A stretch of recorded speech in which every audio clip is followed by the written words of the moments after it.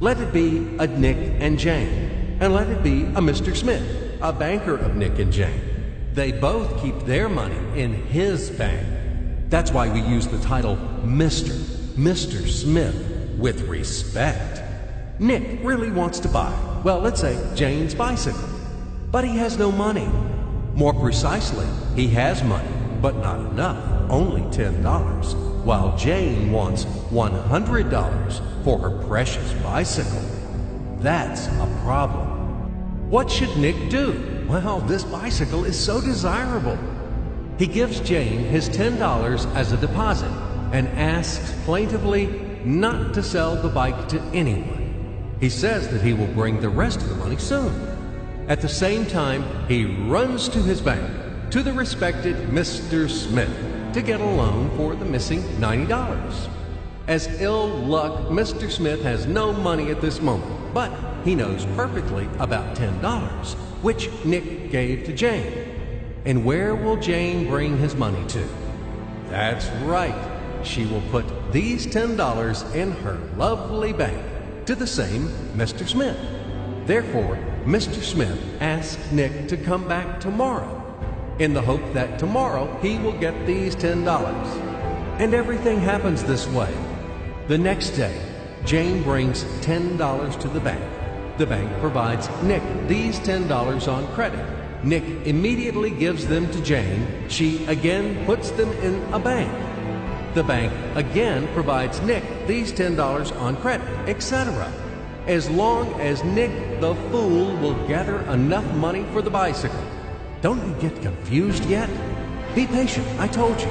These demons have been trying to confuse you during 1,000 years.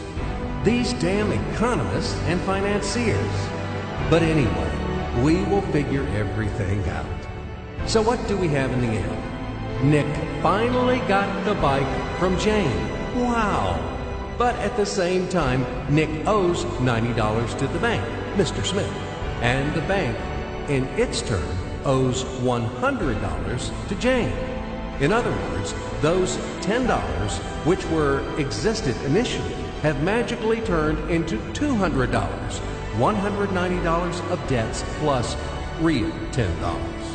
But these $10 would also turn into $1,000, even in a million or a billion, if Nick would make a more expensive purchase.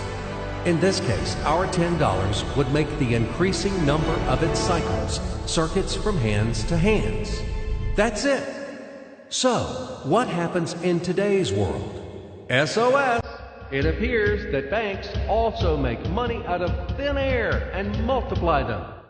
Not only Fed can produce money, but banks either. In short, everybody can do this, except you and me.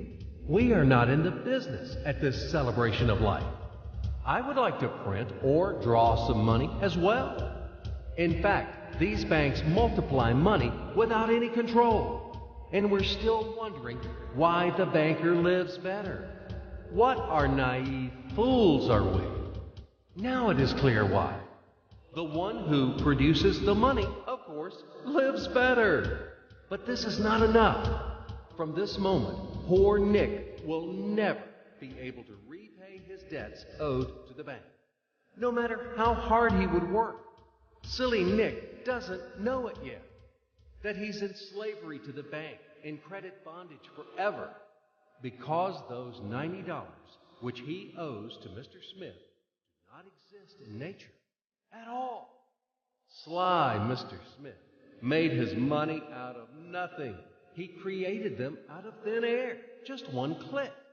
And $10 turned into $200.